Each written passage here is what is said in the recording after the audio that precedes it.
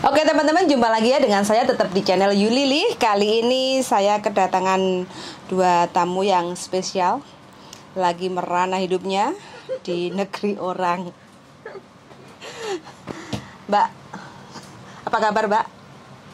Baik, ni hao. Ni hao. Nah ini dua-duanya ini ex Taiwan ya teman-teman. Saya ingin tanya, sudah ngalamin di Taiwan berapa tahun sampean? 3 年 3 tahun. 3 tahun.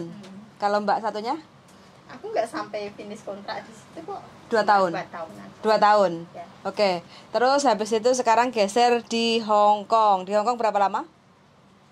4 年 4 tahun. Terus pindah majikan 1 tahun. Berarti 4 tahun satu majikan, terus kontrak baru 1 tahun. Baru jalan 1 tahun. Mbaknya satunya? Sama dong berarti. Putu 9 年. Caputo 7 tahun? 9 tahun. 9 tahun. Satu majikan ini? Enggak, satu majikan itu aku 3 kontrak. Terus yang duanya itu 1 kontrak 2 tahun mah. Terus yang ini mau jalan 2 kontrak. Oh, berarti podo kerasan kabeh di Hong Kong ya? Nah, ini ya, ex Taiwan ternyata kerasan di Hong Kong. Buktinya udah lama-lama loh, lebih lama di Taiwan daripada di Hong Kong. Enak tambah Hong Kong. Sadu pokoknya ya. Bener kata orang negeri beton. Bener kan? Bener-bener keras guys. Apa karena jin Hong Kong? Jin Hong Kong yang gentayangan itu yang bikin kerasan. Tapi ngadepin majikan Hong Kong sama majikan Taiwan bagaimana bedanya? Enak Taiwan toh. Enak Taiwan. Bedanya apa? Tapi senengannya apa karena jinnya? Jinnya yang bikin kerasan di Hong Kong. Karena terpaksa. Ya, karena keadaan kita nggak mau sih. Kalau di Taiwan itu gini Mbak, majikannya di Taiwan itu dia itu sesuai dengan kontrak. Kita jaga apa, dia itu nggak berani nyuruh ini enggak. Kalau di Taiwan itu gitu. Tapi di Hong Kong juga gitu kok Mbak. Job harus sesuai kontrak. Kalau di Hong Kong itu enggak sesuai. Ada juga yang melanggar. Oh, kepruk ya iku Mbak. Yang nggak sesuai, kasih pelajaran. Karena di Hong Kong itu ada undang-undang dan ada perlindungan yaitu labor. Siapa yang melanggar dan itu wajib dikasih hukuman. Hukumannya apa? Ya paling penalti atau surat peringatan kayak gitu kan. Jadi lain kali kalau ngambil pembantu lagi, majikan akan di warning, suruh nulis surat pernyataan, dan ke depan lagi kalau dilanggar lagi berarti dia di blacklist untuk tidak boleh ambil pembantu karena sudah melanggar tata aturan untuk pengambilan pembantu kayak gitu. Aku sih kalau masalah nggak sesuai kontrak kerja sih aku udah ngalami ya Mbak. Pertama kali aku ke sini kerja di Hong Kong di sini pertama kali kan aku juga nggak sesuai dengan kontrak. Tapi kan mereka kan aku datang itu udah tahu aku. Oh di sini ada sucek 2, ada bayi, ada anak kecil. Aku udah tahu. Tapi di ini mereka nggak bilang. Kan aku lanjut kontrak kerja mereka bilangnya kan aku cuma jaga kakak satu masak bersih-bersih rumah itu doang. Dia nggak bilang ketambahan ya itu yang aku nggak suka.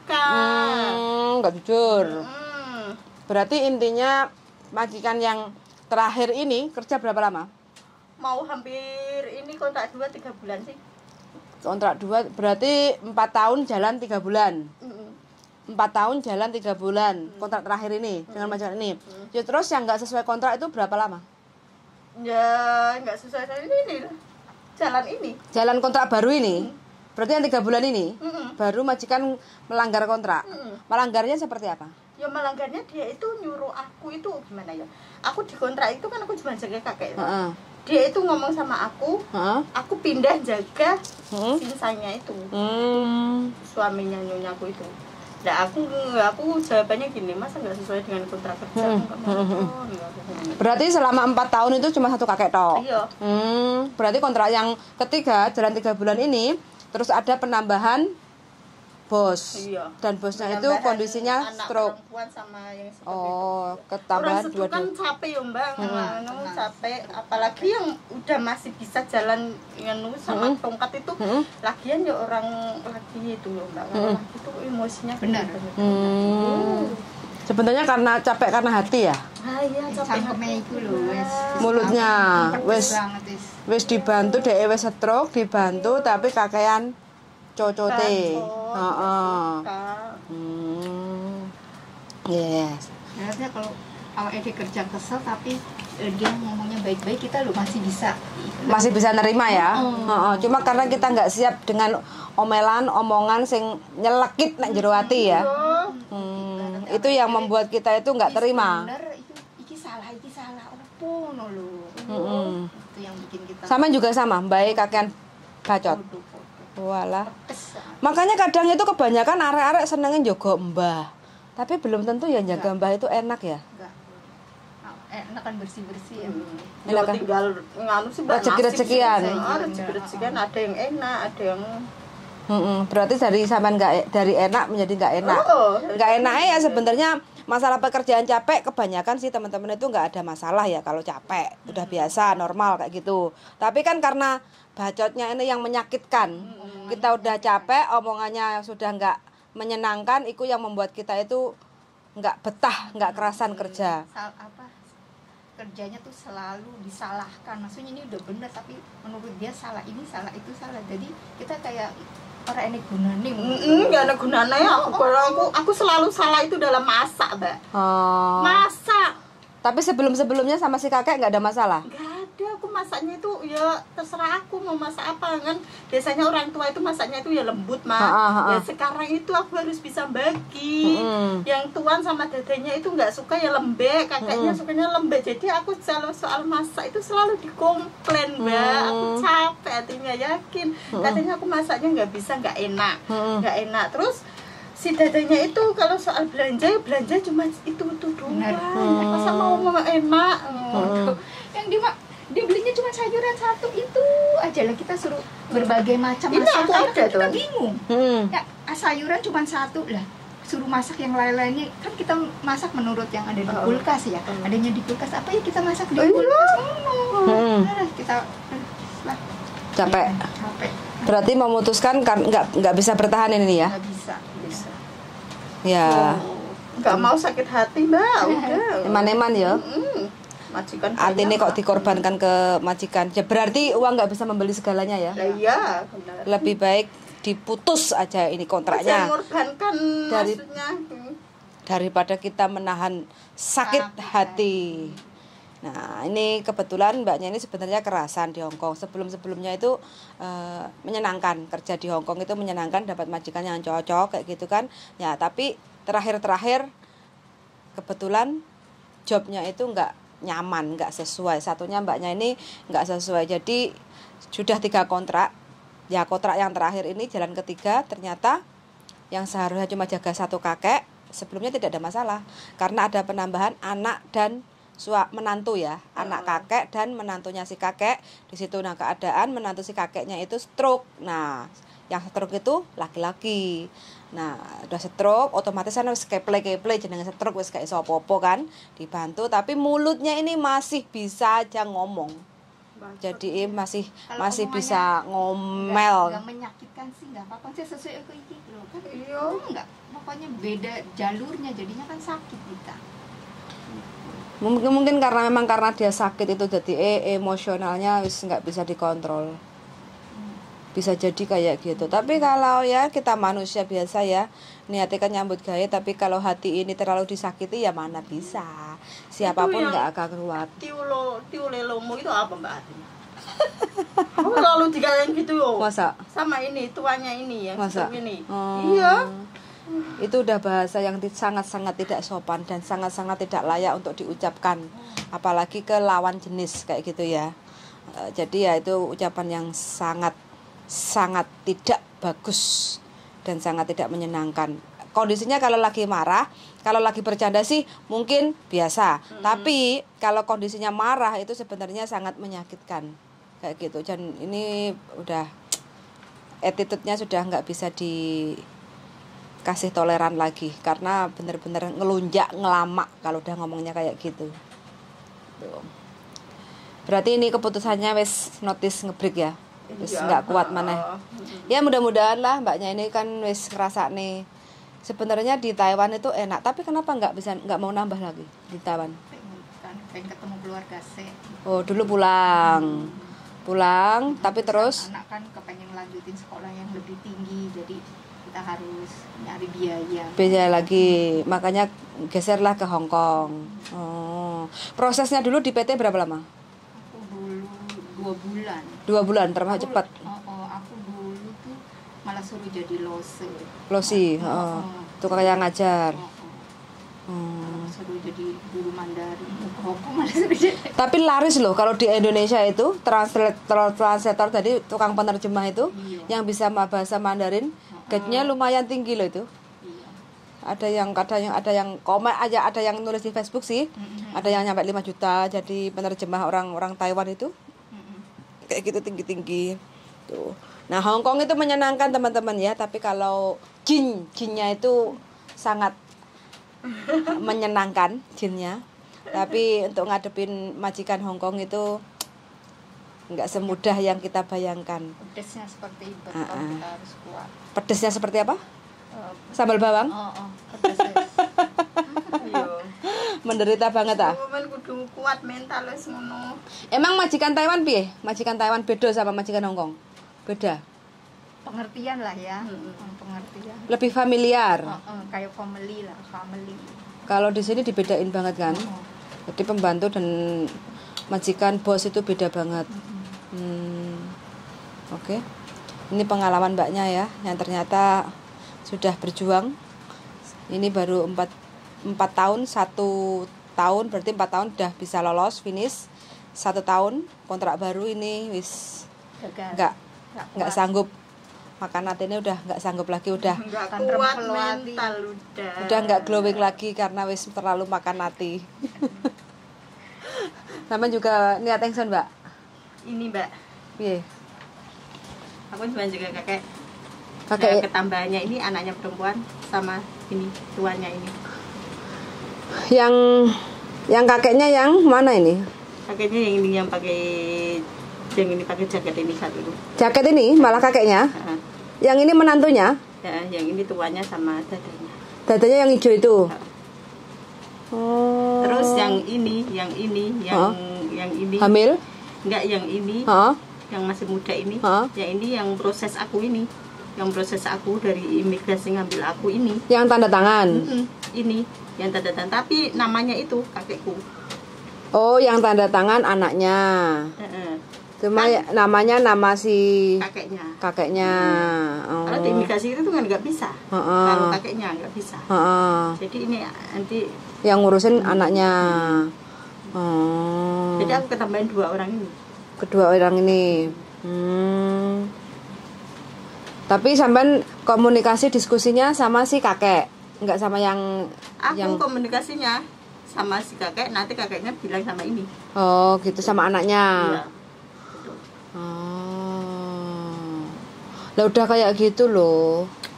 Sekarang malah tambah parah mbak. Sekarang dirawat di rumah sakit ini tuanya ini loh, masih di rumah sakit kemarin di rumah sakit. Aku nggak tahu nanti pulang ke rumah sakit aku takutnya nggak bisa jalan, ya aku malah aku nggak mau, maksudnya ngorbanin badanku. Capek. Kesehatan nomor 1 mbak. Kalau kita nggak sanggup ya udah. Berarti sekarang masuk rumah sakit? Iya, yang tuanya itu masuk rumah sakit. Kemarin itu mau jatuh itu untung ada aku sama dadanya itu bantu. Nah kok bisa mau jatuh ngapain? Dia itu posisinya stroke mbak. Stroke itu kan kadang bisa nggak lumpuh total. Sekarang dia masih bisa jalan mah, bisa jalan pakai tongkat-tongkat. Kemarin itu nggak bisa mbak. Berdiri itu mau jatuh gini mbak.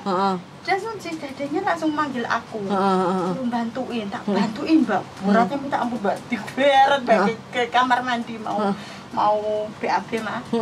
Dan terus setelah itu dia muntah terus katanya otaknya pusing.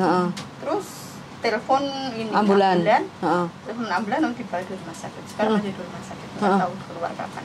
Aku tak lihat aja keluar dari rumah sakit gimana kondisinya. Biasanya stroke itu kan kalau kayak gitu kan udah nggak bisa tutul lah. Udah nanti aku nunggu coba. Kalau udah lembah tutul, mereka gimana sama aku tutul, otomatis dia kan nanya aku ya mbak. Kalau mereka nggak nanya aku sanggup atau tidak, itu udah lu aku yang nggak sanggup loh. Notice. perjuangan teman-teman ya untuk keluarga yang di Indonesia. Ya inilah keluh kesah. Untuk berjuang di Hong Kong itu sebenarnya nggak mudah, tapi kita selalu menyembunyikan masalah-masalah, kesulitan-kesulitan selama untuk mendapatkan gaji puluhan juta tiap bulannya. Ya ini adalah sebuah perjuangan untuk keluarga sebenarnya. Untuk siapa sih? Kita hanya paling menyisihkan hanya secuilnya aja loh untuk masa depan kita itu sebenarnya. Jadi sebagian itu, kebanyakan itu dikirimnya untuk keluarga, kebutuhan untuk mencukupi keluarga, supaya keluarganya itu bisa makan, bisa kecukupi semua kebutuhan, tidak kekurangan. Tapi ya mudah-mudahan untuk keluarga-keluarga yang di Indonesia selalu amanah untuk menerima uang yang diberi dari saudara-saudara yang di Hong Kong kayak gitu ya. Karena kerja di Hong Kong itu benar-benar nggak mudah, butuh perjuangan banget. Apalagi kalau kita lagi sakit, kadang merasakan, kadang kita juga pusing, kita sakit lambung, kita kadang kurang makan, kurang tidur, nggak ada yang tahu. Dan nggak ada yang nengok di saat kita saat-saat kadang kita itu sakit kayak gitu. Jadi ya harapan dan doanya sih mudah-mudahan kita saling pengertian, minta doanya aja untuk keluarga-keluarga yang di Indonesia yang punya family atau keluarga yang lagi bekerja di Hong Kong. Mudah-mudahan diberi kekuatan, terus selalu diberi kesehatan, itu yang nomor 1, terus diberi kesabaran dan rezeki yang berkah barokah, supaya yang menikmati di Indonesia itu bisa merasakan jerih payahnya. Kadang kita banyak kerja di Hong Kong puluhan tahun, kadang kan kita nggak sampai nyisain uang untuk kita sendiri, ya nggak? Kadang pulang kita nggak punya tabungan. Karena apa? Kebutuhan yang di Indonesia itu selalu ditulis. Ini untuk bapak, ini untuk ibu, ini untuk, kadang ada kekurangan keluarga yang lainnya, belum lagi untuk yang lainnya, ya enggak? Kita mikirkan semuanya, kebutuhan kita, gaji kita itu yang di Indonesia. Kadang kita nyisikan untuk 2.000 untuk kantong rekening kita loh, kadang nggak selalu bisa. Belum. Di sini itu keluarannya, ini di Hong Kong ini keluarannya itu banyak ya Mas. Iya, soalnya di sini itu kayak semua berdiri sendiri kan? 1.200 itu gak enak gunanya ya. Iya. Beli sendiri. Aku tuh waktu kontrak pertama itu ya dikasih patadong, susah. Sama tapi majikan. Sekarang enggak. Sekarang enggak. Sekarang ganti yang itu, yang gaji aku itu ganti ke anak perempuannya ini, enggak dikasih aku. Jadi aku bisa diem loh. Kalau aku pengen apa ya beli sendiri. Mereka enggak tuh pesan-pesannya intinya yang di rumah tuh ngasih kabar buat support, gimana kabar kamu, jangan hanya uang dan uang gitu. Jadi kita di sini pun semangat kalau ada kabar dari keluarga gitu, keluarga yang berita yang baik-baik kayak gitu ya. Ya nek aku pesennya gini Mbak, kita itu jangan soro-soro banget lah gitu loh. Kita di sini kalau kita nggak mampu, jangan dipaksakan Mbak. Iman kesehatan Mbak, kesehatan nomor 1 Mbak. Kita bisa nyari uang di negara lain, majikan banyak gitu. Pesen aku gitu, jangan soro sama kesehatan kita. Sebenarnya kesehatan adalah segalanya. Kita banyak uang terus tiba-tiba awake dhewe sakit, ngempet karena ngempet kan, karena ngempet penderitaan. Bisa penyakit kan di situ Mbak. Pikiran jadi kan stres kayak gitu kan. Kadang ya ada yang takut majikan, enggak usah takut loh Mbak. Sekarang los aja udah, enggak kuat ya udah. Goodbye ya. Penyakit dari pikiran wis pikiran kita wis. Pokoknya selalu happy untuk teman-teman yang sudah setia menonton di channel YouTube saya. Kalau ada masalah, keluh kesah, silahkan komen-komen. Mana tahu kita bisa saling membantu ya. Pokoknya perjuangan baru dimulai. Dan perjuangan akan kita raih kemenangan di saat kita tidak mau pulang ke Indonesia. Kalau udah pensiun pulang ke Indonesia ya selamat menikmati, happy family kayak gitu ya. Pokoknya perjuangan selalu akan dimulai untuk mendapatkan yang jauh lebih baik kayak gitu. Suwun sangat sudah mendengarkan, dan untuk teman-teman semuanya yang mungkin ingin berjuang dan ingin mencoba kerasnya negeri beton, silahkan mencoba. Mantapkan hati dulu supaya tidak sia-sia nyampe Hong Kong. Suwun sangat sudah mendengarkan dan see you, bye bye. Bye. Bye.